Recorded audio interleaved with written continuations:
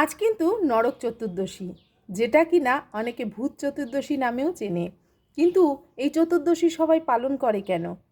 ভগবান আজকের দিনে নরকাসুরকে বধ করেছিলেন, কারণ তিনি অনৈতিকভাবে 16,000 স্ত্রীকে ভোগ করতে চেয়েছিলেন।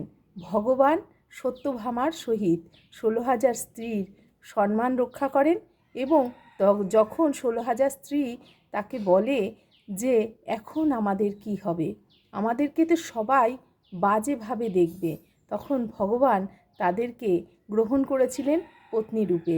তাই ভগবানের 16,108টি পত্নী, আর 108টি ছিল প্রধান পত্নী।